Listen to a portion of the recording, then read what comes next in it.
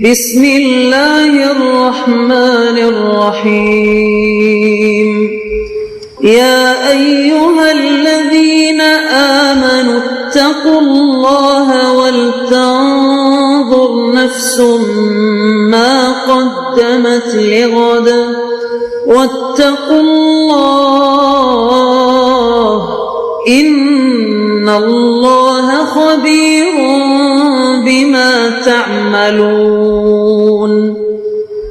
اے ایمان والو، اللہ سے ڈرتے رہو اور ہر شخص کو دیکھنا چاہیے کہ اس نے کل یعنی آخرت کے لیے کیا سامان بھیجا ہے، اور ہم پھر کہتے ہیں کہ اللہ سے ڈرتے رہو، بے شک اللہ تمہارے سب اعمال سے خبردار ہے۔ بسم اللہ الرحمن الرحیم، الحمد للہ رب العالمین، والصلاة والسلام على اشرف الانبیاء والمرسلین وعلى آلہ واصحابہ اجمعین ومن تبعہم بإحسان الى یوم الدین۔ قابل صد احترام حضرات شائقین و شائقات سچا پیغام، السلام علیکم ورحمۃ اللہ وبرکاتہ۔ آج کی محفل میراث النبی کے نورانی پروگرام میں آپ کا استقبال ہے۔ اہلا و سہلا مرحبا۔ ہم آپ تمام حضرات و مستورات کا خیر مقدم کرتے ہیں۔ محترم حضرات و خواتین، تعلیم کا آغاز ہو رہا ہے۔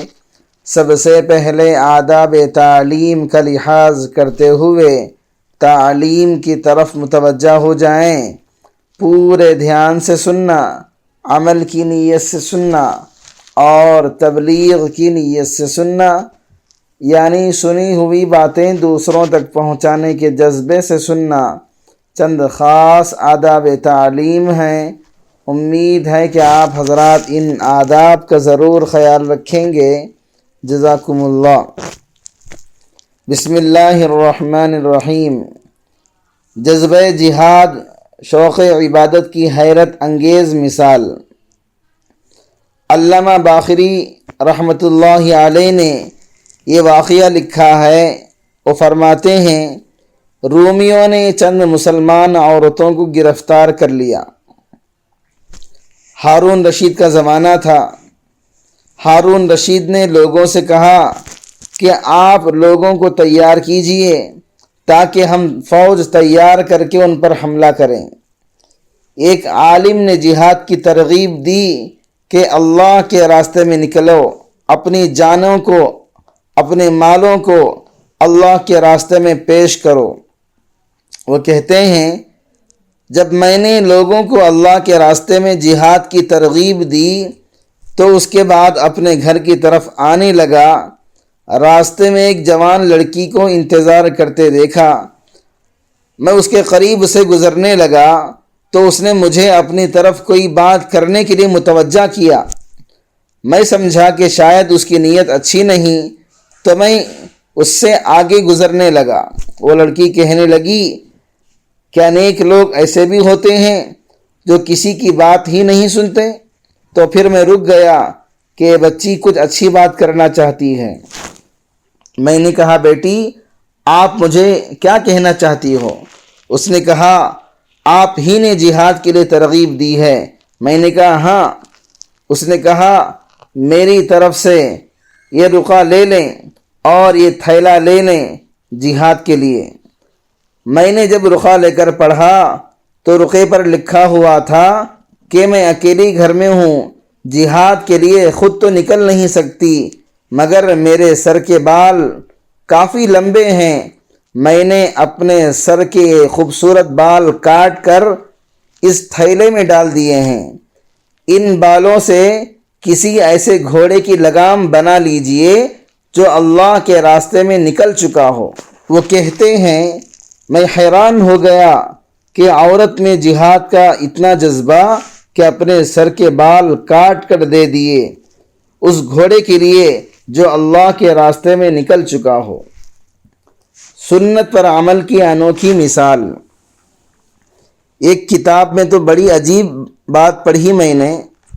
حضرت مجدد الفسانی رحمۃ اللہ علیہ فرمایا کرتے تھے، جو میرے بس میں سنتیں تھیں میں نے اس پر عمل کر لیا۔ ایک سنت کو پورا کرنے کی تمنا تھی۔ وہ کیا تمنا؟ سیدنا حسین رضی اللہ عنہ چھوٹے تھے، ان کو نبی علیہ السلام نے اٹھایا ہوا تھا۔ آپ صلی اللہ علیہ وسلم پر حسین رضی اللہ عنہ نے پیشاب کر دیا، اس سے آقا صلی اللہ علیہ وسلم کے کپڑے گیلے ہو گئے، بھیگ گئے۔ چنانچہ فرماتے تھے کہ اللہ نے بیٹی تو دی ہے مگر نواسا نہیں ہے۔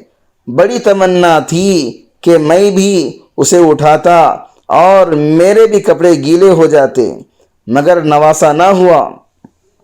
چنانچہ نصیحت فرمائی، اگر میرے مرنے کے بعد اللہ تعالی میری بیٹی کو بیٹا عطا کر دے تو اس بچے کو میری قبر پر بٹھا دیا جائے یہاں تک کہ وہ وہاں پیشاب کر دے۔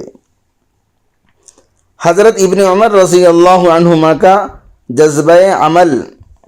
حضرت عبداللہ ابن عمر رضی اللہ عنہما سواری پر ہیں، فاصلے طے ہو رہے ہیں، سواری کھڑی کر کے نیچے اترتے ہیں، ایک درخت کے نیچے جا کر بیٹھ جاتے ہیں، پھر اٹھ کر آ جاتے ہیں اور سفر شروع کر دیتے ہیں۔ پوچھنے والے نے کہا، حضرت جب قضائے حاجت کی ضرورت نہیں تھی تو پھر رکے کیوں، وقت کیوں لگایا؟ جواب میں فرمایا، میں نے اپنے آقا صلی اللہ علیہ وسلم کو دیکھا، محبوب صلی اللہ علیہ وسلم نے یہاں سواری روکی تھی اور یہاں بیٹھ کر فارغ ہوئے تھے۔ اگرچہ مجھے حاجت درپیش نہیں تھی لیکن میرا جی چاہا کہ میں وہی کروں جو میرے آقا صلی اللہ علیہ وسلم نے کیا۔ یہ سنت سے محبت ذرا حضرت حذیفہ رضی اللہ عنہ سے پوچھئے، جنہوں نے اہل فارس سے کہا تھا، اترک سنت حبیبی لہؤلاء الحمقاء، ان احمقوں اور روشن خیالوں کی وجہ سے میں اپنے محبوب صلی اللہ علیہ وسلم کی سنت کو چھوڑ دوں؟ ایک دن بادشاہ سلامت نے سوچا کہ لوگ ایاز پر اعتراض کرتے ہیں، میں ذرا ان لوگوں کا امتحان لے لیتا ہوں۔ چنانچہ اس نے خزانے میں سے ایک ہیرا موتی منگوایا اور ہتھوڑا بھی منگوایا اور سب کو کہا کہ دیکھو آج میں آپ لوگوں کی ذہانت کے امتحان لوں گا۔ ہر بندہ بڑا محتاط ہو گیا۔ بادشاہ نے وہ ہیرا نکالا اور پہلے کو دیا کہ اس کو توڑ دو۔ اس نے کہا، بادشاہ سلامت اتنا قیمتی ہیرا توڑے، اس سے بہت زیادہ نقصان ہو جائے گا۔ تو بادشاہ نے اس سے لے لیا اور دوسرے کو دے دیا۔ دوسرے نے بھی یہی کہا، بادشاہ سلامت اتنا قیمتی ہیرا اس کو کیسے توڑیں گے؟ بادشاہ نے مسکراتے ہوئے وہ ہیرا لے لیا، تیسرے کو دیا، حتیٰ کہ سب یہی جواب دیتے رہے، کسی نے ہیرے کو نہیں توڑا۔ جب بادشاہ نے ایاز کے ہاتھ میں وہ ہیرا پکڑا دیا اور کہا ہیرا توڑ دو، ایاز نے زمین پر رکھا اور ایک ہتھوڑا مار کر اس کے ٹکڑے ٹکڑے کر دیے۔ سارے لوگ حیران، ارے جاہل، کم عقل، بے سمجھ انسان، اتنا بڑا نقصان کر دیا، اب اس کو بادشاہ کی ڈانٹ پڑے گی۔ بادشاہ خاموش تھا۔ تھوڑی دیر کے بعد اس نے ایاز سے پوچھا کہ ایاز تم نے ہیرا توڑ دیا؟ ایاز نے جواب دیا ہاں، اور کہا بادشاہ سلامت میرے سامنے دو باتیں تھیں، جب آپ نے فرمایا کہ ہیرے کو توڑ دو، اب یا تو میں ہیرے کو توڑ دیا یا آپ کے حکم کو توڑتا۔ میری نظر میں آپ کا حکم زیادہ قیمتی تھا، اس لیے میں نے ہیرے کو توڑ دیا اور آپ کے حکم پر عمل کر لیا۔ اس پر بادشاہ بہت زیادہ خوش ہوا اور اس کے عقل کی تعریف کی۔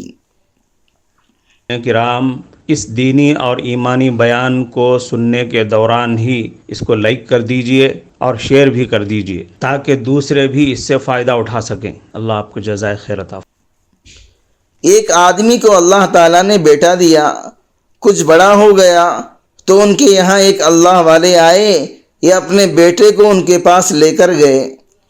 ان بزرگ کے پاس کھانے کے لیے میٹھی چیز تھی، انہوں نے بچوں کو پیش کی تو بچے نے انکار کر دیا۔